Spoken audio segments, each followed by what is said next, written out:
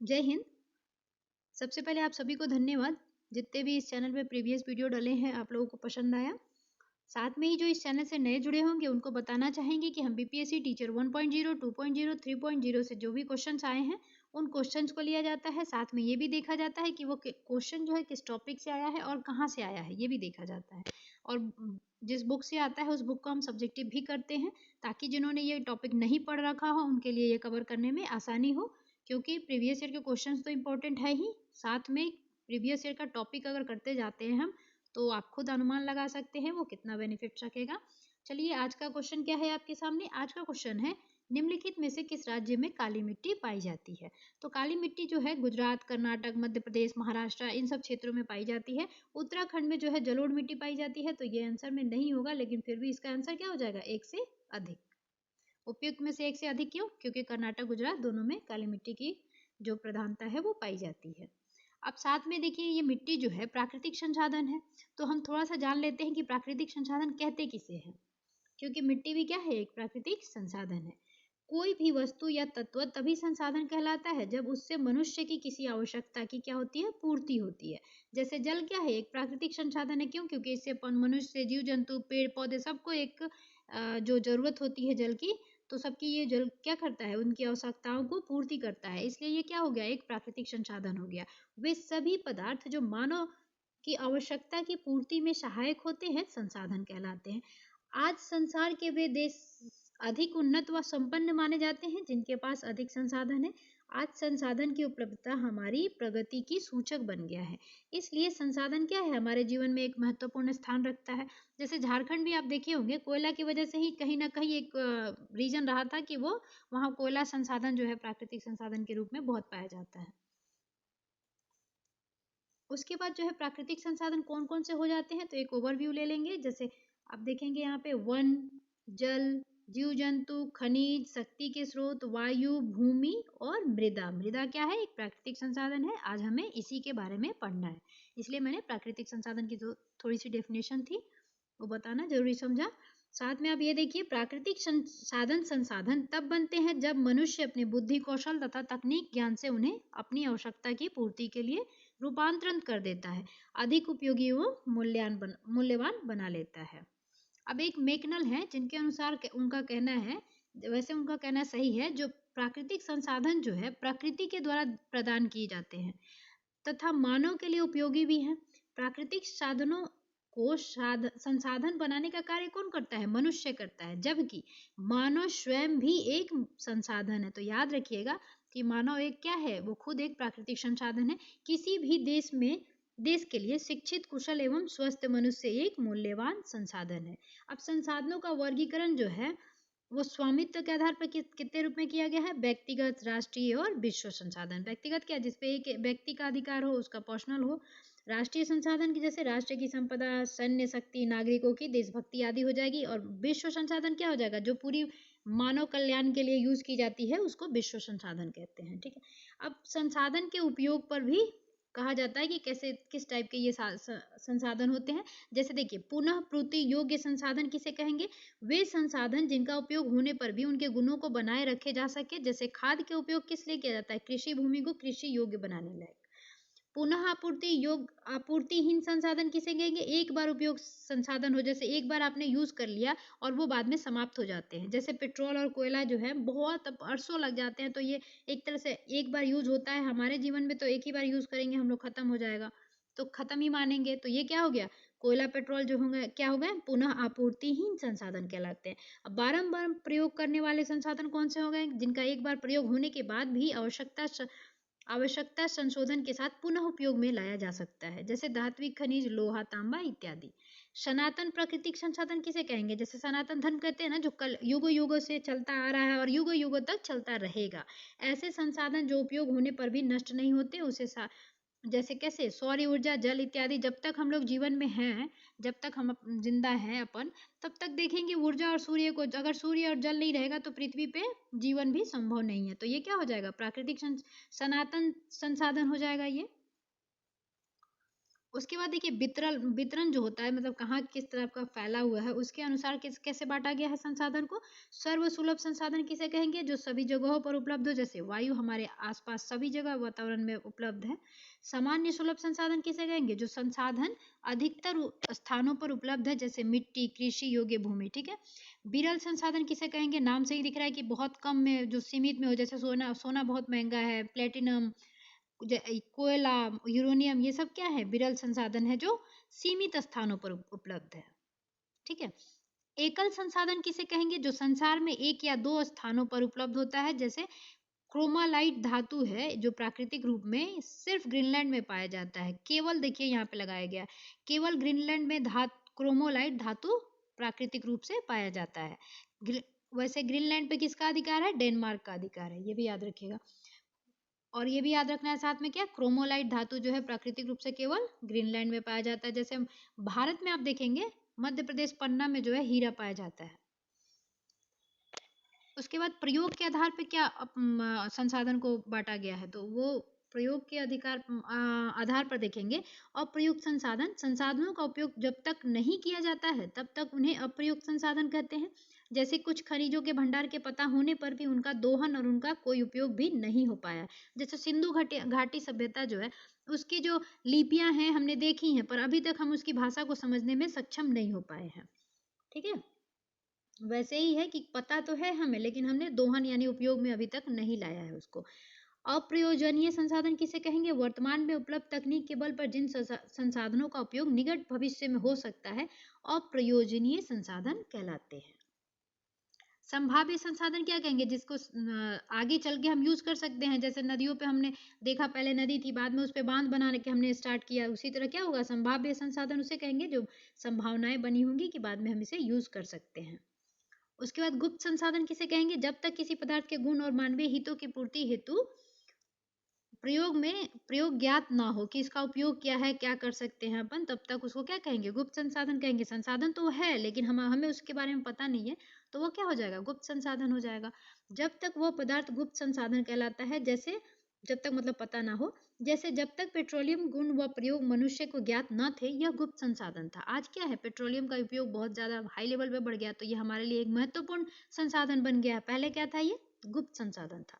इस अध्याय में हम मृदा, जल, वन एवं, तो अभी हमें क्या पढ़ना है? मृदा के बारे में पढ़ना है। अब मृदा की बनावट जो है एनसीईआरटी में थोड़ा सा कम में दिया गया था, इसमें आसान भाषा में दिया था, इसलिए मैंने यहाँ से ले लिया कि मृदा का बनावट जो है आप देखेंगे यहाँ पे।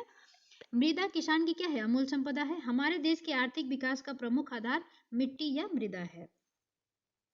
एक अमेरिकी जो साइंटिस्ट है, विशेषज्ञ हैं, डॉक्टर बेनेट, उनके अनुसार मृदा भूपृष्ठ पर मिलने वाले असंगठित पदार्थों की वह ऊपरी परत है जो मूल चट्टानों अथवा वनस्पति के योग से बनता है। याद रखिएगा, ठीक है। धरातल के अधिकतर भाग पर मृदा पाई जाती है। यह मूल चट्टानों और जैव पदार्थों का सम्मिश्रण है जिसमें उपयुक्त जलवायु होने पर नाना प्रकार की क्या होती है? वनस्पतियां उगती हैं। तो जो हमारी मृदा है वो किसके किसके योग से बनती है? मूल चट्टानों तथा वनस्पति के योग से बनती है। उसके बाद एक विल्कॉक्स है, उनके अनुसार मानव सभ्यता का इतिहास मिट्टी का इतिहास है। प्रत्येक व्यक्ति की शिक्षा मिट्टी से ही प्रारंभ होती है। विल्कॉक्स के अनुसार क्या है? मानव सभ्यता का इतिहास क्या है? मिट्टी का इतिहास है।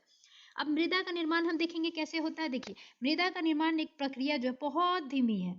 मृदा की 1 सेंटीमीटर परत के निर्माण जो है सैकड़ों वर्ष लग जाते हैं। वही 2.5 सेंटीमीटर अब जब पतली सी परत का निर्माण होता है तो कितने वर्ष लग जाएंगे? लगभग हजारों वर्ष लग जाते हैं।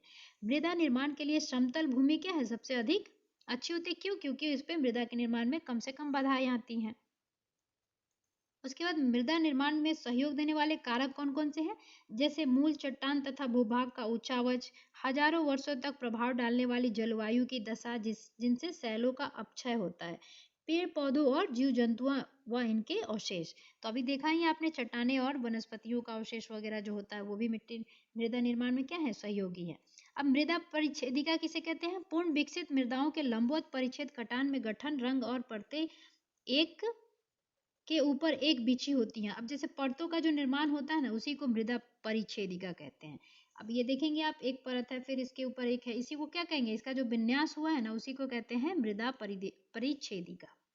अब ये जो है क ख ग संस्करण जो है, इसमें एनसीईआरटी में बस इतना रूप में दिया था, इसलिए मैंने दूसरे बुक की जो है कटिंग लगा दी है यहाँ पे, अच्छे से आप समझ पाओगे। ये जो संस्तर है, देखिए संस्तर क्या में बांटा जाता है, इसको ए बी सी डी में भी बांटा जाता है। इसमें हिंदी में है क ख ग घ, ठीक है। ये संस्तर इसको संस्तर कहा जाता है। जैसे यहाँ पे देखेंगे आप, क्या है, बड़ी बड़ी सैलें होंगी, बड़ी बड़ी चट्टान होगी, ये थोड़ी सी टूटेंगी, फिर ये बनेगा, फिर इसके बाद ख संस्तर बनेगा, वो और छोटा हो जाएगा। सबसे महीन वाली जो परत होती है ना, उसी को हम मिट्टी कहते हैं, मृदा कहते हैं। जो ऊपरी परत, जो सबसे ऊपरी परत संस्तरण स्थिति है, उसको हम क्या कहते हैं, मृदा कहते हैं। और ध्यान रखिएगा, सबसे पहले मृदा के निर्माण में सबसे पहला जो परत होगा वो कौन सा होगा, ये होगा घ, उसके बाद आएगा ग, उसके बाद ख, उसके बाद क संस्तरण होगा, ठीक है। और ये पतली सी जो देखा ही आपने, 1 सेंटीमीटर मृदा परत बनने में कितने साल लग जाते हैं, लगभग 100 वर्ष। तो ये मैंने वही, ये यहाँ पे वही दिया है, तो मैंने समझा दिया। उसके बाद यहाँ देखेंगे इसकी जो मृदा की, यहाँ से स्टार्ट करते हैं। ऊपरी परत की ऊपरी मृदा ही वास्तविक मृदा है। तो वो ऊपर वाली जो पार्ट थी वो क्या थी, वही तो वास्तविक मृदा थी। इसकी सबसे महत्वपूर्ण विशेषता ये है कि उसमें ह्यूमस तथा जैव पदार्थों का पाया जाना। अब ये वाला जो पार्ट है ना, यहाँ पे जैव पदार्थ और ह्यूमस पाए जाते हैं, तभी तो पेड़ पौधे जो हैं अपना उग पाते हैं। दूसरी परत जो होती है उसको उपमृदा कहते हैं, जिसमें चट्टानों के टुकड़े, बालू, गाद और चिकनी मिट्टी होती है। तीसरी परत अपक्षयित मूल चट्टानों पदार्थों तथा चौथी परत क्या होती है, मूल चट्टान पदार्थ होते हैं। तो बताइए, सबसे बड़े चट्टान यहाँ होंगे, फिर उससे छोटे, इससे छोटे, फिर बनते बनते सबसे महीन वाले को क्या कहेंगे, मृदा कहेंगे। अब जो मृदा का प्रकार है और जो वितरण है वो हम अभी आगे देखेंगे। साथ में यहाँ पे थोड़ा सा देख लीजिएगा आप, यही चीज है मैंने जो यहाँ पे समझा दिया आपको, इसमें जो समझा दिया वही चीज यहाँ पे दिया हुआ है। यहाँ पे देखिए परिच्छेदिका की जो डेफिनेशन यहाँ दे गया, परतों की इस व्यवस्था को मृदा परिच्छेदिका कहा जाता है। तो मृदा परिच्छेदिका किसे कहा जाता है, जो ये परत बनते हैं ना संस्तर, उसी को कहा जाता है मृदा परिच्छेदिका, इसीलिए मैंने इसको हाईलाइट किया था। अब मृदा का जो वर्गीकरण है वो किस पे किया जाता है, तो इसका जो मेन आधार है, देखिए यहाँ से ये सबसे अच्छा आधार दिया हुआ है। मृदा का वर्गीकरण अनेक विद्वानों के द्वारा किया गया है। भारत अपनी धरातलीय संरचना, वनस्पति एवं जलवायु की विविधता के लिए जाना जाता है। इस कारण भारत में मृदा को निम्नलिखित रूप में वर्गीकृत किया गया है। अब देखेंगे हम लोग कौन कौन सा जो है अपना मृदा जो पाया जाता है भारत में, कितने प्रकार की पाई जाती है। एनसीईआरटी के अनुसार जो है भू आकृतिक, जलवायु, परिमंडल तथा वनस्पतियां पाई जाती है। इन्होंने भारत के अनेक प्रकार की मिट्टियों का विकास में अपना योगदान दिया है, जो अभी उसने उधर देख ही लिया हमने। उसके बाद एक में साथ में ये भी देखते हुए चलिएगा, जलोढ़ मिट्टी जो है उसको क्या क्या कहते हैं, कांप मिट्टी, दोमट मिट्टी, कछारी मिट्टी और चीका मिट्टी कहते हैं। देखिए एनसीईआरटी में ये पूरा नहीं दिया था नाम, इसलिए मैंने इसको कटिंग यहाँ पे ले ली है। जलोढ़ मिट्टी के बारे में अभी हम पढ़ेंगे आगे में, लेकिन यहाँ पे ये लाइन याद रखिएगा आप, जलोढ़ मिट्टी का जो नाम है, कांप, दोमट, कछारी, चिका मिट्टी, वो सब इसी को कहते हैं दोमट मिट्टी को। दोमट मिट्टी को मेन रूप से क्या कहा जाता है, इन सब मिट्टियों को, जलोढ़ मिट्टी। अब देखिए मिट्टी का जो वर्गीकरण है एनसीईआरटी में अच्छे से दिया था यहाँ पे, ये वाला टर्म जो है, प्राचीन काल में मृदा को 2 मुख्य वर्गों में बांटा गया था। कौन कौन सी, उर्वर, और जो उर्वर किसे कहते हैं, जो उपजाऊ हो, और ऊषर उसे जो अनुर्वर हो, मतलब उर्वर नहीं हो, जिसकी उर्वर शक्ति जो है कम होती है, बहुत कम, यानी कि होती ही नहीं है, नामात्रा होती है, उसी को कहते हैं ऊषर मृदा। 16वीं शताब्दी में मृदा का वर्गीकरण उनकी सहज विशेषताओं तथा बाह्य लक्षणों जैसे गठन, रंग, भूमि के ढाल और मिट्टी में नमी की मात्रा के आधार पर किया गया था। गठन के आधार पर मृदाओं के मुख्य प्रकार थे बलुई, मृण्यम, पांसु तथा दुमट इत्यादि। रंग के आधार पर कौन से हो गए, काली, लाल, पीली, ये वाली जो मिट्टियां हैं ये क्या है, रंग के आधार पर बांटी गई है, इनका नाम दिया गया है। स्वतंत्रता प्राप्ति के बाद अनेक संस्थानों द्वारा मृदा के वैज्ञानिक सर्वेक्षण किए गए। सन 1956, ये ध्यान रखिएगा, सन 1956 में स्थापित भारत के मृदा सर्वेक्षण विभाग ने दामोदर घाटी जैसे कुछ चुने हुए क्षेत्रों में मृदाओं के व्यापक अध्ययन किए। अब याद रखिएगा कि अपना जो मृदा सर्वेक्षण विभाग है भारत का, वो कब स्टैब्लिश किया गया था, 1956 में स्टैब्लिश किया गया था। ये जो है एनसीईआरटी का टर्म है, तो ये उठा के पूछा जा सकता है कि मृदा सर्वेक्षण विभाग जो है कब स्टैब्लिश किया गया था, तो वो कब किया गया था, 1956 में। उसके बाद जो भारतीय कृषि अनुसंधान परिषद ICAR के तत्वाधान में राष्ट्रीय मृदा सर्वेक्षण ब्यूरो तथा भूमि उपयोग में आयोजन एवं संस्थान ने भारत की मृदाओं पर बहुत से अध्ययन किए। मृदा के अध्ययन तथा अंतर्राष्ट्रीय स्तर पर इसे तुलनात्मक बनाने के प्रयासों के अंतर्गत ICAR ने भारतीय मृदाओं को उनकी प्रकृति और उनके गुणों के आधार पर वर्गीकृत किया। यह वर्गीकरण जो उन्होंने किया है संयुक्त राज्य अमेरिका के कृषि विभाग USDA जो है उसी के पद्धति के आधार पर किया है। अब उनके पद्धति के आधार पर जो किया है, ये क्या किया है, देखिए यहाँ पे ICAR ने USDA मृदा का वर्गीकरण के अनुसार भारत की मिट्टियों को निम्नलिखित क्रम में वर्गीकृत किया गया है। कौन कौन से है ये? इंसेप्टिसोल्स, एंटीसोल्स, एफिसोल्स, वर्टिसोल्स, एराडिसोल्स, अल्टीसोल्स, मालिसोल्स और अन्य हैं। ठीक है। भारतीय मृदा राष्ट्रीय भू सर्वेक्षण एवं भू उपयोग ब्यूरो द्वारा ये क्या किया है, प्रकाशन किया गया है। ठीक है, तो याद रखिएगा कि मृदा के बारे में जो कौन प्रकाशन करता है, भारत राष्ट्रीय भू सर्वेक्षण एवं भू उपयोग ब्यूरो। अब यहाँ पे देखिए क्या है, उत्पत्ति, रंग, संयोजन तथा अवस्थिति के आधार पर भारत की मिट्टियों को निम्नलिखित प्रकारों में वर्गीकृत किया गया है। वो मेन प्रकार कौन कौन से हैं? 8 प्रकार हैं। कौन कौन से? जलोढ़ मिट्टी जो जल द्वारा यानी नदियों द्वारा प्रवाहित करके लाई जाती है। काली मृदा जो बेसाल्टो द्वारा होता है, ये भी आगे देखेंगे अपन। लाल और पीली मृदाएं, लेटेराइट मृदा, शुष्क मृदा, लवण मृदा, पीटमय मृदा एवं वन मृदा। वन मृदा जो है पर्वतीय मृदा भी कहा जाता है, उसी का नाम पर्वतीय मृदा और वन मृदा एक ही मृदा है। ठीक है, तो पर्वतीय मिट्टी भी कहाँ अपने भारत में पाई जाती है, ऊपर वाले पार्ट में अभी देखेंगे हम। अब देखिए पहला जो मृदा का प्रकार था वो क्या था? जलोढ़ मृदा था। जलोढ़ मृदाएं उत्तरी मैदान और नदी घाटियों के विस्तृत भागों में पाई जाती हैं। ये मृदाएं देश के कुल क्षेत्रफल के 40% भाग को ढके हुए। तो याद रखिएगा भारत में जलोढ़ मिट्टी जो है लगभग 40% पाई जाती है, यानी कि भारत के क्षेत्रफल का 40% भाग जो है जलोढ़ मृदा से ढका हुआ है। अपने भारत का जो क्षेत्रफल है क्या है, लगभग 3287,263 वर्ग किलोमीटर है ना, तो उसमें क्या है, ये 40% भाग जो है जलोढ़ मिट्टी की ढकी हुई है। ये निक्षेपण मृदाएं जिन्हें नदियों और सरिताओं ने वाहित तथा निक्षेपित किया। तो जलोढ़ मिट्टी का पता ही है कि नदियों द्वारा लेकर बहा के लेके आती हैं, वही कहलाती है। और जो जलोढ़ मृदा है उसको 2 भागों में बांटा गया है। कौन कौन से भागों में बांटा गया? खादर एवं बांगर। अब देखिए जलोढ़ मृदाएं गठन में बलुई, दोमट से चिकनी मिट्टी की प्रकृति की पाई जाती है। ठीक है, सामान्यतः इसमें पोटास की मात्रा अधिक और फास्फोरस की मात्रा कम पाई जाती है। तो जलोढ़ मिट्टी में याद रखिएगा, क्या याद रखना है कि पोटास की मात्रा जो है अधिक होती है और फास्फोरस की मात्रा जो है जलोढ़ मिट्टी में वो कम होती है। और जलोढ़ मिट्टी को 2 प्रकार से बांटा गया है। देखिए जब नदी के द्वारा ये लाया जाता है, तो नदी ये चल रही है, ठीक है, यहाँ जो आसपास के क्षेत्र होंगे ना, यहाँ पे वो क्या कहलाएंगे? खादर मिट्टी। और जो इसके दूरी थोड़ा सा और बन जाता है, वो जो ये वाली पुरानी मिट्टी, इसको क्या कहते हैं? बांगर मिट्टी कहते हैं। बांगर जो मिट्टी होती है ये कंकड़ युक्त मिट्टी होती है। तो नई मिट्टी को क्या कहेंगे? खादर मिट्टी। और ये पुरानी जो हो गई है उसको क्या कहेंगे? बांगर मिट्टी। तो ध्यान रखिएगा जलोढ़ मिट्टी को भी 2 प्रकार से बांटा गया है। एक हो जाता है आपका खादर मिट्टी और दूसरा हो जाता है आपका बांगर मिट्टी। बाकी ये खादर और बांगर क्या है? जलोढ़ मिट्टी है, क्योंकि ये खादर और बांगर जो है जलोढ़ के प्रकार में आते हैं। ठीक है, अब खादर प्रतिवर्ष बाढ़ों के द्वारा निक्षेपित होने वाला नया जलोढ़क मिट्टी है। तो बताया ही मैंने कि खादर जो है नई जो जल होती है, नई मिट्टी को क्या कहते हैं? खादर कहते हैं, और पुरानी वाली को बांगर कहते हैं। बांगर और भांगर दोनों एक ही मिट्टी होता है।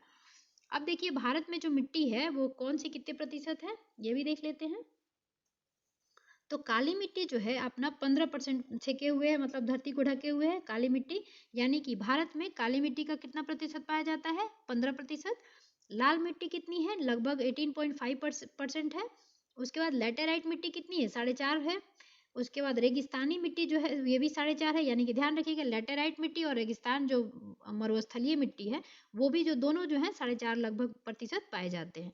जलोढ़ मिट्टी जो है सबसे ज्यादा भारत में पाई जाती है, 40% लगभग पाई जाती है। वन मिट्टी या पर्वतीय मिट्टी जो होती है 8.67% पाई जाती है। तो ये परसेंटेज जो है थोड़ा सा बस याद रखिएगा कि सबसे ज्यादा क्या पाई जाएगी? आपकी जलोढ़ मिट्टी, उसके बाद लाल मिट्टी, उसके बाद अपनी काली मिट्टी पाई जाती है। 3 लगभग याद रखिएगा कि भारत में मिट्टियों का प्रतिशत क्या है। उसके बाद आप देखेंगे ये डायग्राम में आपको दिखेगा कि कौन सी मिट्टी कहाँ पे वितरित है। अब एक चीज देखिए, याद रखने के लिए एक चीज ये याद रख सकते हैं कि ये ऊपर वाला क्या है, हिमालय वगैरह और पर्वत वगैरह, ट्रांस हिमालय, ये सब कौन कौन से पाए जाते हैं ना। तो ऊपर का जो होगा क्या होगा, पर्वतीय मिट्टी होगा। पर्वत से नदियां कहाँ से निकलती हैं, पर्वतों से निकलती हैं। तो अब इस नदी पर्वत जो है, इस पर्वत से नदियां निकलेंगी, तो ये वाली जगह क्या हो गई, पर्वतीय मिट्टी हो गई। अब यहाँ से जब नदियां निकलेंगी तो ये ऐसे प्रवाहित होंगी ना, तो ऐसे जब ये प्रवाहित होंगी तो यहाँ पे कौन सी मिट्टी, जल के द्वारा लाई गई मिट्टी कौन सी होती है, जलोढ़ मिट्टी। तो भारत में जो जलोढ़ मिट्टी का जो क्षेत्र होगा ये होगा। भारत का नक्शा सबको दिमाग में होगा ही, तो यहाँ पे क्या हो जाएंगी, जलोढ़ मिट्टियां पाई जाएंगी। उसके बाद क्या हुआ, जो बीच में आप देखेंगे दक्कन का पठार, मध्य उच्च भारत, ये सब जो, ये वाला पार्ट क्या कहलाता है, ये वाला पार्ट जो हो जाता है आपका मध्य उच्च भारत कहलाता है, ये दक्कन का पठार हो जाता है। तो जब पठार वाली चीजें आ जाएंगी तो काली मिट्टी की वो जो निर्माण है वो बेसाल्ट वगैरह से ही हुआ है, ज्वालामुखी उद्गार से हुआ है। तो ये वाली जो पार्ट होगी वहां क्या पाई जाएंगी, काली मिट्टी पाई जाएंगी। तो देखेंगे आप ये डायग्राम में यहाँ पे क्या पाई जा रही है, काली मिट्टी। और ये वाली क्या हो गई, पर्वतीय मिट्टी। और ये ग्रीन ग्रीन सब दिख रहा है, ये क्या हो गई, जलोढ़ मिट्टी हो गई। साथ में ये जो ये वाला जो है, ये ईट लेटराइट मिट्टी वगैरह जो है, तो ये याद रखिएगा, लेटराइट का मतलब होता है ईट, आगे आपको मिलेगा। तो हम लोग अब देख लेते हैं कि वितरण जो है कहाँ कहाँ किस टाइप का वितरण है। तो वन मृदा कहाँ तक मृदा है, या पर्वतीय मृदा यहाँ तक है। उसके बाद लेटराइट मृदा किसमें, कौन सा, छिटपुट में देखिए लेटराइट मृदा पाई जाती है, लाल मिट्टी जो है ज्यादा पाई जाती है। और छिटपुट में क्या है, लेटराइट मिट्टी मिलती है। जैसे ये वाला पार्ट है लेटराइट मिट्टी का, ये वाला हो गया थोड़ा सा यहाँ पे मेघालय के पठार पे थोड़ा सा यहाँ पे। और ये सब जो छिटपुट में पाई जाती है आपकी कौन सी, लेटराइट मिट्टी। उसके बाद काली मृदा आपने देख लिया, ये वाला पार्ट हो गया आपका। लाल रंग और पीली मृदा जो कहाँ पाई जाती है, ये वाला जो पार्ट है ना, ये सब लाल रंग की मृदा पाई जाएगी। और थोड़ी सी यहाँ पे भी पाई जाएगी। आपको पता ही होगा कि ये जो है मेज के आकार का, ये क्या है, प्रायद्वीपीय पठार है। और इसी का जो पार्ट है मेघालय पठार जो है, इसी का पार्ट है, वो किससे अलग हो गया, मालदा गैप से। तो जो मिट्टी यहाँ पे पाई जाएगी लगभग वही मिट्टी यहाँ पे थोड़ी सी पाई जाएगी। तो इसीलिए लाल पीली मिट्टी जो है यहाँ पे भी पाई जाती है और ये यहाँ पे भी पाई जाती है। ठीक है। उसके बाद शुष्क मृदा कहाँ पाई जाएगी, जहाँ नमी की कमी होगी वहां पे क्या होंगे, शुष्क मृदा पाए जाएंगे। अब आप लोग डायग्राम को एक बार अच्छे से रोक के देख लीजिएगा, ये सबसे ज्यादा इसमें अच्छे से याद हो जाएगा कि कौन सी मिट्टी कहाँ पे पाई जा रही है और कितने प्रतिशत पाई जा रही है, ये भी बता दिया मैंने। अब चलिए चलिए, अगर आप लोगों को ये वीडियो पसंद आ रहा होगा तो आप नए होंगे तो जुड़िएगा चैनल से, और सब्सक्राइबर हमारे होंगे, अपने परिवार के होंगे, तो आप वीडियो को पसंद करके बताएंगे। चलिए, यहाँ पे हम क्या देख रहे थे, जलोढ़ मृदा के बारे में देखे थे अभी, जलोढ़क मिट्टी क्या होती है उसके बारे में देख रहे थे। तो उसके आगे हम पढ़ लेंगे। जो जलोढ़क, नई जलोढ़क होती है वो खादर होती है, जो महीन गाद होने के कारण मृदा की उर्वरता बढ़ा देती है। तो अगर पूछा जाए सबसे जो उर्वरक शक्ति वाली, जो सबसे उर्वर मृदा कौन सी होती है, जलोढ़ मिट्टी। और उसमें भी अगर देखा जाए तो खादर जो मिट्टी होती है ना, वो ज्यादा उर्वर होती है। बांगर पुराना जलोढ़क होता है जिसका जमाव बाढ़कृत मैदानों से दूर होता है। अभी बताया मैंने ऊपर। खादर और बांगर मृदाओं में कैल्शियम संग्रथन अर्थात कंकड़ पाए जाते हैं। अभी ऊपर मैंने बता ही दिया था कि कंकड़ युक्त होगा, क्योंकि नदियां जब बहती रहेंगी तो यहाँ तो हमेशा बहती रहेंगी, तो ये बहा बहा के क्या करती है, साफ कर करके इधर फेंकती जाएंगी वो कंकड़ सबको, ये रास्ता क्या हो जाएगा, क्लीन होता जाएगा। तो बांगर पुरानी मिट्टियों में जो है कंकड़ पाई जाएंगी। ठीक है। उसके बाद निम्न तथा मध्य भाग में मैदान, अब हमें ये भी पता है कि जो हमारी जलोढ़ मिट्टी है वो किससे किससे बनती है, ब्रह्मपुत्र और गंगा नदी सबसे मायने रखती है, और सिंधु नदी। तो वही दिया है कि गंगा के मैदान और मध्य गंगा के मैदान और ब्रह्मपुत्र घाटी में ये मृदाएं अधिक दुमटी और मृण्यम हो जाती हैं। पश्चिम से पूर्व की ओर इनमें बालू की मात्रा घटती जाती है।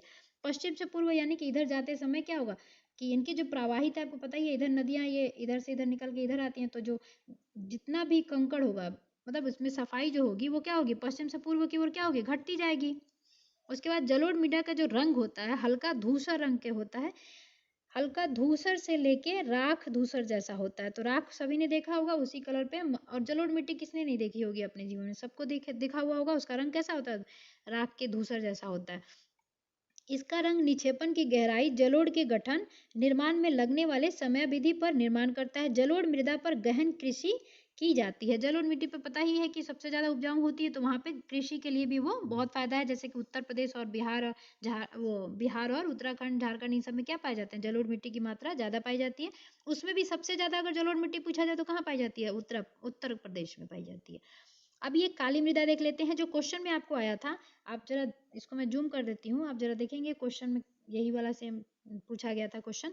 काली मृदाएं दक्कन के पठार के अधिकतर भाग पर पाई जाती है। याद रखिएगा, जो दक्कन का पठार है ना, उधर साइड में अभी बताया मैंने डायग्राम में कि उधर क्या होता है, काली मिट्टी पाई जाती है। इसमें महाराष्ट्र के कुछ भाग, तो याद रखिएगा महाराष्ट्र हो गया, गुजरात, आंध्र प्रदेश, तमिलनाडु के कुछ भाग में शामिल है। गोदावरी और कृष्णा नदियों के ऊपरी भागों और दक्कन पठार के उत्तर पश्चिमी भाग में गहरी काली मिट्टी मृदा पाई जाती है। इन मृदाओं को रेगुर मिट्टी, कपाशी वाली मिट्टी भी कहा जाता है। और भी इसके नाम है, आगे मिलता जाएगा आपको। आमतौर पर काली मृदाएं मृण्यम, गहरी और अपारगम्य होती हैं। काली मृदाएं जो होती है ना, उसमें भी 3 प्रकार होता है, हल्की काली, उससे भी हल्की काली और गहरी काली। ये मृदाएं गीले होने पर फूल जाती हैं और चिपचिपा हो जाती हैं। जब इनमें पानी डालिएगा तो ये क्या होगा, अपने आप को फुला लेती हैं, थोड़े से मतलब फूल जाएंगी और वो छूने पे क्या लगेंगी, चिपचिपा लगने लगती हैं। और सूखने पे क्या होता है, फिर से वो सिकुड़ जाएंगी। इस प्रकार शुष्क ऋतु में इन मृदाओं में चौड़ी चौड़ी दरारें पड़ जाती हैं। और जब खेत को आपने देखा होगा, जब जुताई की जाती है तो क्या किया जाता है, ऐसे ही तो दरारें दिखती हैं, खेत जुताई की जाती है, तो इसीलिए इसको क्या कहा जाता है, देखने से ऐसा प्रतीत होता है कि जैसे इसमें स्वतः जुताई हो गई हो। इसीलिए इस मिट्टी को स्वतः जुताई वाली मिट्टी भी कहा जाता है। नमी के धीमे धीमे अवशोषण और नमी के क्षय की इस विशेषता के कारण काली मृदा में एक लंबी अवधि तक नमी बनी रहती है। ठीक है, तो काली मृदा में क्या है, जो आपकी नमी है वो बहुत टाइम तक बनी रहती है। अब ये देख लीजिए, शुष्क ऋतु में काली मृदा कैसी हो जाती है, ऐसे तो दिख रहा है ना कि फटा फटा बीच में दिख रहा है, तो ये कैसा दिखता है कि जैसे जुताई की जाती है तो वो एक्चुअली वो एक वे में दिखता है कि हाँ ऐसे ऐसे जुताई की रही होती है, लेकिन ये ऐसे ऐसे देख रहे हैं ना आप, ऐसे फटी हुई है, तो इसीलिए इसको स्वतः मतलब देखने में लगता है, इसलिए इसको क्या कहा जाता है, स्वतः जुताई वाली मिट्टी भी कहा जाता है इसको। तो याद रखिएगा, नाम पूछा जाता है कि काली मिट्टी को किस किस नाम से जाना जाता है। इसके कारण फसलों को, विशेष रूप से वर्षाधीन फसलों को शुष्क, अब जब वर्षा नहीं हो रही होगी फिर भी इसमें नमी रहेगी तो वो क्या, फसलों को नमी देती रहती है। रासायनिक दृष्टि से काली मृदा में चूने, अब ये याद रखना है कि काली मिट्टी में क्या क्या पाया जाता है और क्या क्या नहीं पाया जाता है। और एक चीज हमेशा याद रखना है कि भारत की जितनी भी मिट्टी है, लगभग सभी मिट्टी में आपको नाइट्रोजन और ह्यूमस की जो है कमी पाई जाती है।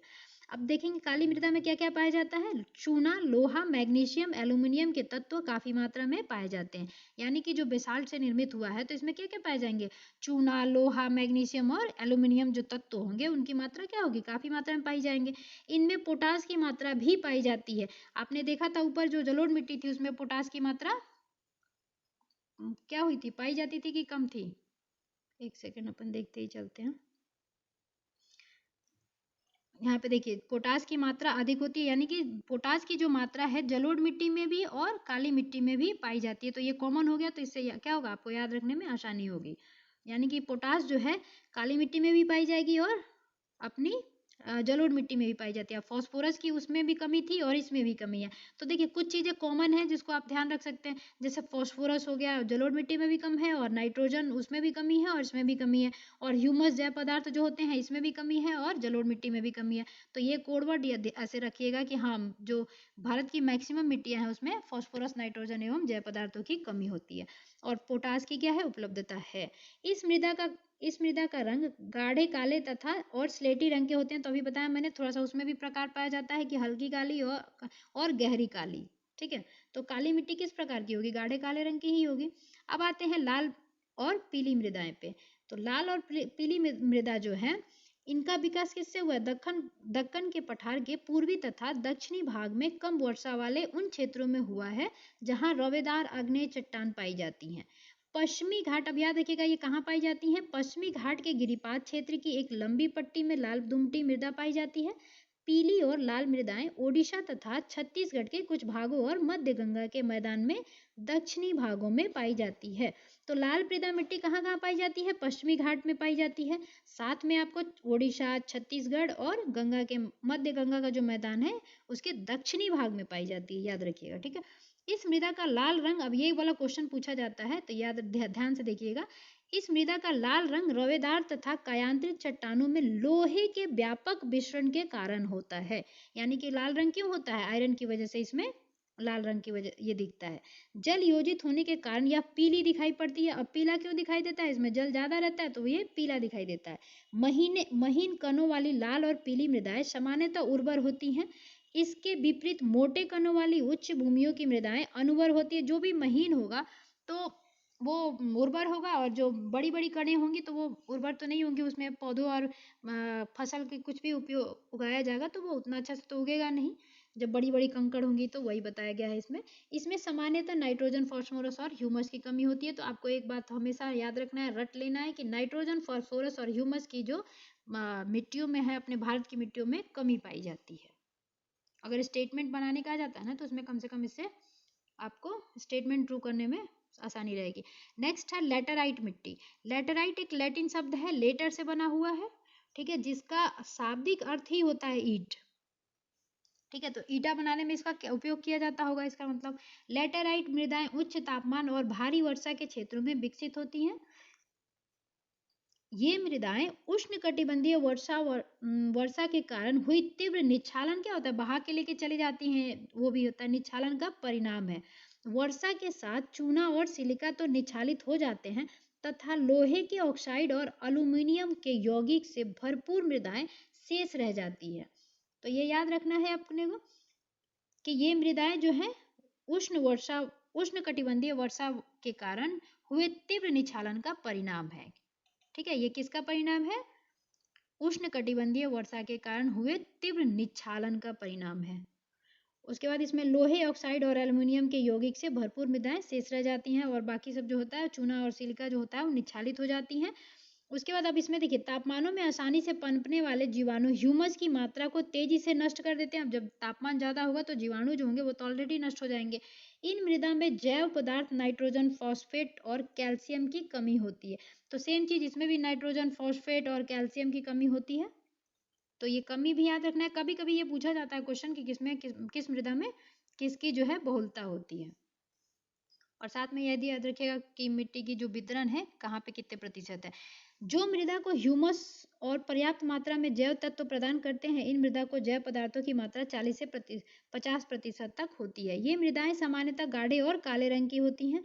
अनेक स्थानों पर ये क्षारीय भी होती हैं। ये मृदाएं अधिकतर बिहार के उत्तरी भाग, उत्तरांचल में, दक्षिणी भाग, पश्चिम के तटीय क्षेत्रों, उड़ीसा के तमिलनाडु में पाई जाती है, तमिलनाडु में पाई जाती है। अब वेट कीजिएगा एक सेकेंड। ये जो अपनी लेटराइट मृदा है ये याद रखिएगा, क्योंकि ये बिहार से संबंधित इस एनसीईआरटी में है तो ये क्वेश्चन पूछा जा सकता है। तो लेटराइट मिट्टी जो है वो क्या है, क्षारीय होती है। ये मृदाएं अधिकतर कहाँ, बिहार के ऊपरी भाग में, ठीक है, उत्तरांचल के दक्षिणी भाग में तथा पश्चिम बंगाल के तटीय क्षेत्रों और उड़ीसा, तमिलनाडु में पाई जाती है। तो ये ध्यान रखिएगा, क्योंकि अभी इसी टाइप का क्वेश्चन पूछा गया था तो ये बिहार से रिलेटेड है तो ये पूछा जा सकता है। नेक्स्ट देखेंगे वन मृदा या पर्वतीय मृदा। तो ये कहाँ पाया जाएगा, ऊपर जो मैंने दिखाया है जो हिमालय का क्षेत्र है और जम्मू कश्मीर वाला क्षेत्र है उधर क्या पाई जाएंगी, पर्वतीय मृदा पाई जाएंगी। अनेक अनुरूप के ये मृदाएं पर्याप्त वर्षा वाले वन क्षेत्रों में ही बनती हैं। इन मृदाओं का निर्माण पर्वतीय पर्यावरण में होता है। इस पर्यावरण में परिवर्तन के अनुसार मृदाओं का गठन और संरचना बदलती रहती है।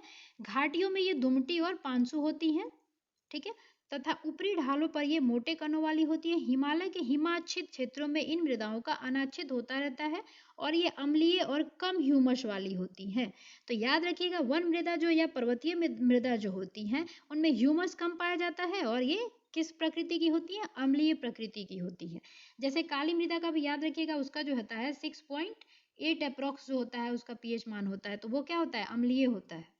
क्योंकि जो भी 7 से नीचे होंगे वो अम्लीय होंगे और जो 7 से ऊपर होंगे वो क्षारीय होंगे। और 7 क्या होता है, उदासीन होता है। जैसे जलोढ़ मिट्टी जो है उदासीन में गिनती की जाती है। कहीं कहीं उसको ये भी बताया जाता है कि वो 6.8 से लेके 7.4 तक पाया जाता है, लेकिन जो जलोढ़ मिट्टी है वो एक तरह से उदासीन प्रकृति की होती है।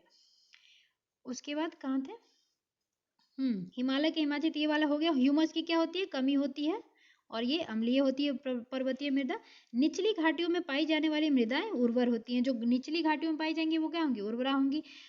ऊपर की गई चर्चा से स्पष्ट होता है कि मृदाएं, उनका गठन, गुण, प्रकृति, फसलों, पौधों, वनस्पतियों, अंकुरन अभी जो हमने किया वही बता रहा है।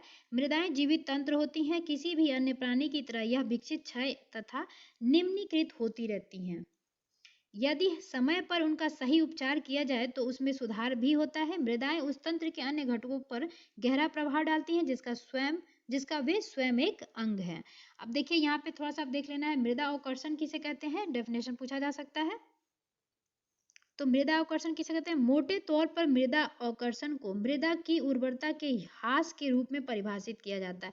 जब मृदा की उर्वरता जो है ह्रास होने लगती है तो उसको कहा जाता है कि मृदा जो है मृदा अवकर्षण हुआ है। इसमें मृदा का पोषण स्तर गिर जाता है। मृदा अवकर्षण होगा तो क्या होगा? उसकी जो पोषण स्तर है उसमें कमी आएगी तथा अपरदन और दुरुपयोग के कारण मृदा की गहराई कम हो जाती है। अब मृदा जो है 1 सेंटीमीटर थी वो क्या हो जाएगी 0.9 पर सेंटीमीटर हो जाएगी। ऐसे उसकी क्या होगी? गहराई भी कम होती जाएगी। भारत में मृदा संसाधनों के क्षय का मुख्य कारण क्या है? मृदा अवकर्षण है। ठीक है, उर्वरता उसकी ह्रास हो जाएगी, ये ध्यान रखिएगा। एक लाइन सबसे ज्यादा कि इसको उर्वरता में ह्रास होगी तो उसको क्या कहेंगे? मृदा अवकर्षण कहेंगे, क्योंकि पूछा जा सकता है मृदा अवकर्षण का डेफिनेशन ऑप्शन में दे देगा। मृदा अवकर्षण की दर भू आकृति, पवन की गति तथा वर्षा की मात्रा के अनुसार एक स्थान से दूसरे स्थान पर भिन्न होती है। जो मृदा का अवकर्षण होता है वो जगह जगह पे क्या है? डिफरेंट डिफरेंट रहता है, एक समान नहीं रहता, वही कहना चाह रहा है वो। नेक्स्ट है मृदा अपरदन किसे कहते हैं? तो आप लोगों को पता ही है कि जो एरोजन होता है मिट्टी का, जो मृदा जो है उसका अपरदन, जैसे मृदा का आवरण का विनाश होना मृदा अपरदन कहलाता है। ये एक लाइन में हो जाएगा आपको। मृदा का आवरण का विनाश होना क्या कहलाएगा? मृदा अपरदन। बहते जल और पौनों की अपरदनात्मक प्रक्रियाएं तथा मृदा निर्माणकारी प्रक्रियाएं साथ साथ घटित हो रही होती है। सामान्यतः इन दोनों प्रक्रियाओं में एक संतुलन बना रहता है। धरातल से सूक्ष्म कणों के हटने की दर वही होती है जो मिट्टी की परतों में कणों से जुड़ने की होती है। कई बार प्राकृतिक अथवा मानवीय कारकों से संतुलन बिगड़ जाता है जिससे मृदा के अपरदन की दर बढ़ जाती है। मृदा अपरदन यहाँ पूछा जा सकता है कि मृदा अपरदन क्यों होता है? तो वायु गति सबसे पता ही आपको कि मृदा का हानि कैसे कैसे हो सकता है, तो वही चीज हो जाएगा। बाकी आप यहाँ पे आप देख लेंगे एक चीज कि मृदा को हटाने और उसका परिवहन कर सकने के गुण के कारण पवन और जल मृदा अपरदन के दो शक्तिशाली कारक हैं। यहाँ पे ध्यान रखिएगा, क्या? मृदा को हटाने और उसका परिवहन कर सकने के गुण के कारण पवन और जल जो है मृदा अपरदन के दो शक्तिशाली कारक हैं। बाकी मनुष्य भी एक बड़ा मतलब जो मृदा है उसके अपरदन में भूमिका निभाता है। आप ये देख लीजिए, मृदा अपरदन के लिए मानवीय गतिविधियां भी काफी हद तक उत्तरदायी हैं। जनसंख्या बढ़ने के साथ भूमि की मांग भी बढ़ने लगती है। मानव बस्तियां, कृषि, पशुचारण और अब जैसे पेड़ हटाते हैं अपन, कर देते हैं, नगरीकरण कर देते हैं, तो वो भी मिट्टी जो मृदा है अपरदन का एक कारण बनता है। तो ये याद रखिएगा। कभी कभी अभी पूछा गया था ना पर्यावरण के लिए नुकसानदेह क्या है, क्वेश्चन आया था बीपीएससी ट्री में, तो वैसे ही ये पूछा जा सकता है मृदा अपरदन में कौन कौन से कारक मतलब योगदान देते हैं। भारी वर्षा हो गया आपका, वो भी हो जाएगा आपका। खड़ी ढालों वाले प्रदेशों में बहुत जल द्वारा किया गया अपरदन महत्वपूर्ण है। जल अपरदन अपेक्षाकृत अधिक गंभीर है और यह भारत विस्तृत क्षेत्रों में हो रहा है। जल अपरदन दो रूपों में होता है, परत अपरदन और अवनालिका अपरदन। जैसे परत अपरदन समतल भूमियों पर मूसलाधार वर्षा के बाद होता है और इसमें मृदा का, ये देखिए मृदा अपरदन का ये दिखाया है आपको इमेज में कैसे ये अवनालिका बना हुआ है। मृदा का हटना आसानी से दिखाई भी नहीं देता किंतु यह अधिक हानिकारक होता है क्योंकि इसमें मिट्टी क्या होती है? सूक्ष्म और अधिक उर्वर ऊपरी परत हट जाती है। जो उर्वरा शक्ति वाली मिट्टी होती है वो क्या होती है? जब भारी वर्षा होता है तो वो ऊपर से बह के वो कहीं और चली जाती है। और नालिका अपरदन किसे कहते हैं? सामान्यतः तीव्र ढालों पर होता है। वर्षा से गहरी हुई अवनालिकाएं कृषि भूमियों को छोटे छोटे टुकड़ों में खंडित कर देती हैं जिससे वे कृषि के लिए अनुपयुक्त हो जाती हैं। जिस प्रदेश में अवनालिकाएं अथवा बीहड़ अधिक संख्या में होते हैं उसे उत्खात भूमि स्थलाकृति कहा जाता है। चंबल नदी, अभी पूछा भी गया था कैसी नदी अध्यारोपित नदी है। चंबल नदी की द्रोणी में बीहड़ बहुत विस्तृत है। तो ध्यान रखिएगा मध्य प्रदेश के महू से निकलने वाली चंबल नदी जो यमुना में इटावा में मिल जाती है, वो नदी जो है बहुत ज्यादा बीहड़, मुरैना जिला में मध्य प्रदेश के बीहड़ बहुत उत्पन्न करती है ये वाली नदी। तो अवनालिका उत्पन्न करने और बीहड़ के लिए कौन सी नदी ज्यादातर जानी जाती है? चंबल नदी। उसके बाद देखेंगे इसके अतिरिक्त तमिलनाडु और पश्चिमी बंगाल में भी पाए जाते हैं ये जो बीहड़ है। देश की लगभग 8,000 हेक्टेयर भूमि प्रतिवर्ष बीहड़ में परिवर्तित हो जाती है। तो याद रखिएगा ये वाला कितना, देश की लगभग 8,000 हेक्टेयर भूमि जो है प्रतिवर्ष बीहड़ में परिवर्तित हो जाती है। किस तरह के क्षेत्र में अवनालिका अपरदन संभव है? अब देखिए ये वाला, मृदा अपरदन भारतीय कृषि के लिए एक गंभीर समस्या बन गई है। सिंपल सी बात है, ये तो एक गंभीर समस्या है ही मृदा अपरदन। इसके दुष्प्रभाव अन्य क्षेत्रों में भी दिखाई पड़ते हैं। नदी की घाटियों में अपरदित पदार्थों के जमा होने के से उनकी जल प्रवाह क्षमता घट जाती है। ठीक है, इसमें प्रायः बाढ़ आते हैं तथा कृषि भूमि को क्षति पहुंचाती है। वनोन्मूलन, अब वनों की कटाई क्या है, वो भी मृदा अपरदन का एक प्रमुख कारक है। ठीक है, एक में से एक कारक है, पौधों की जड़ें मृदा को बांधे रखने में अपरदन से रोकती है। अब पौधों को लगाए, कहा जाता है कि मृदा अपरदन को रोकने के लिए पौधों को मतलब वन रोपण जो है बहुत एक अच्छा योगदान देता है। क्यों? क्योंकि पौधे की जड़ें जो होती है ना, मृदा को बांध कर रखती हैं, तो मृदा अपरदन नहीं होने देती हैं। उसके बाद पत्तियां और टहनियां गिराकर वे मृदा के ह्यूमस की मात्रा में, अब पत्तियों के जो सड़ते हैं गलते हैं वनस्पति जो, वही तो ह्यूमस होते हैं, तो ह्यूमस भी बढ़ाती हैं पत्तियां उनकी, और टहनियां जो होती हैं सूख कर या टूट कर गिर जाती हैं तो वो सड़गल जाती हैं। वास्तव में संपूर्ण भारत में वनों का विनाश हुआ है, लेकिन मृदा अपरदन पर उनका प्रभाव देश के पहाड़ी भागों में अधिक पड़ा है। भारत के सिंचित क्षेत्रों में कृषि योग्य भूमि का काफी बड़ा भाग अति सिंचाई के प्रभाव से लवणीय होता जा रहा है। जैसे देखेंगे आप, उत्तर प्रदेश में सबसे ज्यादा लवणीय जो आपका क्षारीय मिट्टी है वो पाया जाता है। क्या होता है, बहुत ज्यादा भी पानी देने से क्या होता है, मिट्टी जो होती है क्षारीय प्रकृति की हो जाती है। अभी आगे ये भी देखेंगे कि क्षारीय प्रकृति को फिर कम करने के लिए क्या किया जाता है। मृदा के निचले संस्तर में जमा हुआ नमक धरातल के ऊपर आकर उर्वरता को नष्ट कर देता है।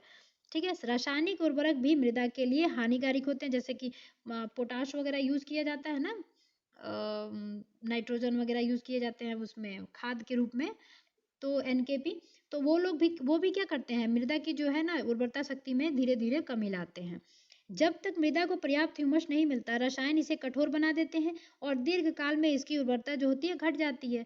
यह समान समस्या नदी घाटी परियोजनाएं के उन सभी समादेशों क्षेत्रों में है, कमांड एरिया में अधिक होती हैं जो हरित क्रांति के आरंभिक लाभ के भोगी थे, जैसे हरियाणा वगैरह।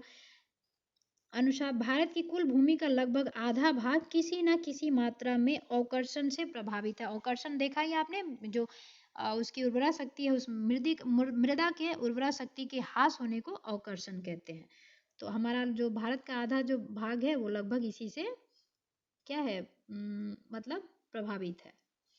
प्रतिवर्ष भारत में अवकर्षण के कारण लाखों टन मृदा व उसके पोषक तत्वों का ह्रास करते हैं, जिसका दुष्प्रभाव हमारी राष्ट्रीय उत्पादकता पर पड़ता है। इसलिए यह आवश्यक है कि मृदाओं का उद्धारण और संरक्षण किया जाए, और तत्काल किया जाए, और उस पर हमेशा ध्यान दिया जाए। अब मृदा संरक्षण में सबसे बड़ा जो हाथ है वो वनरोपण का हमेशा आता है क्वेश्चन में। यदि मृदा अपरदन और मृदा क्षय मानव द्वारा किया जाता है तो स्पष्टतः मानव द्वारा इसे रोका भी जा सकता है। संतुलन बनाए रखने के प्रकृति के लिए अपने नियम है। बिना संतुलन बिगाड़े भी प्रकृति मानव को अपनी अर्थव्यवस्था का विकास करने का पर्याप्त अवसर प्रदान करती है। मृदा संरक्षण एक विधि है जिसमें मिट्टी की उर्वरता बनाए रखी जाती है। अब आपसे पूछा जाता है कि मृदा संरक्षण क्या है, तो मृदा संरक्षण जो है एक विधि है जिसमें मिट्टी की उर्वरता बनाए रखी जाती है, मिट्टी के अपरदन और क्षय को रोका जाता है, और मिट्टी की निम्नीकरण दशाओं को सुधारा जाता है, यानी कि संरक्षण कर किया जाता है। मृदा अपरदन का मूल रूप से दोषपूर्ण पद्धतियों द्वारा बढ़ता है। किसी भी तर्कसंगत समाधान के अंतर्गत पहला काम ढालों की कृषि योग्य खुली भूमि पर खेती को रोकना है। 15 से 25% ढाल प्रवणता वाली भूमि का उपयोग कृषि के लिए नहीं होना चाहिए। जो ढाल वाली जो जमीन होती है ना, उस पर ये कह रहा है। उसके बाद क्या कह रहा है, यदि ऐसी भूमि पर खेती करना जरूरी भी हो, अगर ढाल वाले जैसी जगह पे भी खेती करना जरूरी है, तो इस पर सावधानी से सीढ़ीदार जो सीढ़ीनुमा खेती होता है उसके बारे में कह रहा है कि सीढ़ीदार खेत बनाकर कर लेने चाहिए। भारत के विभिन्न भागों में अति चराई, पशु जो चराई होती है, और स्थानांतरण कृषि से भूमि के प्राकृतिक आवरण को दुष्प्रभावित किया जा रहा है। अब ध्यान रखिएगा, ये जो अति चराई है, अब पूछा जा सकता है कि प्राकृतिक जो मृदा है उसमें जो उसकी उर्वरता शक्ति, उसकी कमी में कौन कौन से कारक हैं, तो उसमें ये दिया जा सकता है अतिचारक और स्थानांतरणी कृषि। ठीक है, तो ये एक दुष्प्रभाव करते हैं, ये ध्यान रखिएगा, जिससे विस्तृत क्षेत्र में अपरदन की चपेट में आ गए हैं। ग्राम वासियों को इनके दुष्प्रभाव से अवगत करवाकर इन्हें सीढ़ीदार कृषि का, देखिए ऐसे किया जाता है, ये आपके सामने इमेज दिखाई दे रहा होगा, ये सीढ़ीदार खेती की है, ये मैक्सिमम पहाड़ी क्षेत्रों में होता है। अति चराई और स्थानांतरित कृषि नियमित और नियंत्रित करना चाहिए। समोच्च रेखा के अनुसार मेड़बंदी समोच्च रेखीय सीढ़ीदार खेत बनाना चाहिए। नियमित वानिकी नियंत्रण, चराई आवरण, फसलें उगाना, मिश्रित खेती तथा 7 से वर्तन आदि उपचार के कुछ ऐसे तरीके हैं जिनसे उपयोग करके मृदा अपरदन को कम किया जा सकता है, प्रायः किया जाता भी है। अब आपको याद रखना है क्या क्या है। तो मेड़ बनाना, समोच्च रेखीय सीढ़ीदार खेती करना, नियमित वानिकी करना, नियंत्रित चराई करना, आवरण फसलें उगाना, मिश्रित खेती करना तथा शास्य वर्तन आदि उपचार किए जाते हैं। क्या के लिए? आपको अपरदन को रोकने के लिए। अवनालिका अपरदन को रोकने तथा उनके बनने पर नियंत्रण के प्रयत्न किए जाने चाहिए। अंगुल्याकार अवनालिकाओं को सीढ़ीदार खेतों बनाकर समाप्त किया जा सकता है। बड़ी अवनालिकाओं में जल की अपरदनात्मक तीव्रता को कम करने के लिए बांधों की एक श्रृंखला बनानी चाहिए। अवनालिकाओं को शीर्ष की ओर से फैलाव को नियंत्रण करने पर विशेष ध्यान देना चाहिए। ये सब क्या बता रहा है कि जैसे मृदा अवनालिका हो जाती है तो उसमें कैसे कैसे उसको रोका जा सकता है। यह कार्य अवनालिका को बंद करके सीढ़ीदार खेत बनाकर अथवा आवरण वनस्पति को रोपण किया जा सकता है। शुष्क और अर्धशुष्क क्षेत्रों में कृषि योग्य भूमि पर बालू के टीलों के प्रसार की वृक्षों की रक्षक मेखला बनाकर तथा वन्य कृषि करके रोकने के प्रयास करने चाहिए। अब ये याद रखिएगा कि शुष्क और अर्धशुष्क क्षेत्रों में कृषि योग्य भूमि बनाने के लिए क्या करना चाहिए? बालू के टीलों के प्रसार को, वृक्षों की मेखला जो है वो बढ़ानी चाहिए। वन्य कृषि करके रोकने के प्रयास के चाहिए। कृषि के लिए, अब वन कृषि मतलब ये होता है कि पेड़ पौधे बहुत सारे लगा रहे हैं। कृषि के लिए अनुपयुक्त भूमि को चारागाहों में बदल देना चाहिए। केंद्रीय शुष्क भूमि अनुसंधान संस्थान ने पश्चिमी राजस्थान में बालू के टीलों को स्थिर करने का प्रयोग किया है। भारत सरकार द्वारा स्थापित केंद्रीय मृदा संरक्षण बोर्ड ने देश के विभिन्न विभागों में मृदा संरक्षण के लिए अनेक योजनाएं बनाई हैं। किसने बनाया है? भारत संरक्षण द्वारा स्थापित कौन? केंद्रीय मृदा संरक्षण विभाग। ये योजनाएं जलवायु की दशाओं, भूमि रूपांतरण और लोगों के सामाजिक व्यवहार पर आधारित है। ये योजनाएं भी एक दूसरे के तालमेल बिना, ये क्वेश्चन में नहीं आएगा, बस इतना है कि आपको याद रखना जो योजनाएं बनाई गई हैं वो योजनाएं कौन कौन सी हैं, तो वो इसमें नहीं दिया हुआ है। ये मिट्टी के बारे में पढ़ना था इसलिए। भूमि का उनकी क्षमता के अनुसार वर्गीकरण करना चाहिए। भूमि का उपयोग मानचित्र पर बनाए जाने चाहिए। भूमि की सर्वथा सही उपयोग किया जाना चाहिए। मृदा संरक्षण का निर्णायक दायित्व तो लोगों पर होना चाहिए। उसका उपयोग करते हुए उससे लाभ उठाते रहना चाहिए। मतलब अब देखिए मृदा अपरदन के शॉर्ट फॉर्म में अगर कारण देखना हो तो ये है: मानव द्वारा वनों का विनाश किया जाना, अत्यधिक पशुचारण किया जाना, आदिवासियों द्वारा झूमिंग कृषि किया जाना, पवन अपरदन भी करता है। अब वैज्ञानिक तरीके से कृषि की जाती है, उसमें खाद वगैरह का ज़्यादा यूज किया जाता है, तो वो भी एक अपरदन का कारण बनता है। ठीक है, तो वो ऑप्शन में क्वेश्चन में पूछा जा सकता है। अब मृदा संरक्षण के जो नियम है एक शॉर्ट फॉर्म में अपन देख लेंगे। पहाड़ी एवं पर्वतीय क्षेत्रों में सीढ़ीदार खेतों को फसल उगाना, खेतों में बांधिकाई यानी कि बांध जो होता है बनाकर नालीदार अपरदन को रोकना, शुष्क प्रदेशों में पवन की गति को रक्षक मेखला पेड़ पौधों की बाढ़ द्वारा कम करके मृदा अपरदन को रोका जा सकता है। पहाड़ी ढलानों पर तथा बंजर भूमि में वृक्षारोपण करना तथा पशुओं की चराई पर नियंत्रण करना, पर्वतीय ढालों एवं ऊंचे नीचे क्षेत्रों में बहते हुए जल का संग्रहण करना, क्योंकि जल भी जब बहती है ना तो वो भी क्या करती है? मृदा का अपरदन करती है। ग्रामीण क्षेत्रों में चारागाहों का विकास कर दिया जाएगा, तो वो चारागाह जो है उस पर जो यहाँ पे दिया था चारा पर नियंत्रण किया जा सकता है। ठीक है, हो गया। तो ये था अपना सब्जेक्टिव मृदा से रिलेटेड। मृदा का संरक्षण भी हमने देख लिया और मृदा का अपरदन का कारण भी देख लिया, ये क्वेश्चन में आता है। चलिए अब यहाँ से जो है एमसीक्यू स्टार्ट होता है। तो एमसीक्यू जो है वीडियो के दूसरे पार्ट में आएगा, क्योंकि वीडियो बहुत लंबा हो गया है। मैं जस्ट अभी वीडियो जो है आपको कमेंट सेक्शन में ये इस वीडियो का जो एमसीक्यू किया गया है उसका लिंक डाल दूंगी, आप लोग वहाँ से एमसीक्यू स्टार्ट कर लीजिएगा, क्योंकि एमसीक्यू करना बहुत ज़रूरी है। जितने भी क्वेश्चन आए हैं एग्जाम में ये पूछा गया क्वेश्चन सब है। तब चलिए अब मिलते हैं अगले वीडियो में। तब तक अगर वीडियो आपको पसंद आया हो तो वीडियो को लाइक कीजिएगा, चैनल पर नए हैं तो चैनल से जुड़िए, आपको जरूर फायदा होगा। मिलते हैं अगले वीडियो में एमसीक्यू के साथ, तब तक के लिए जय हिंद।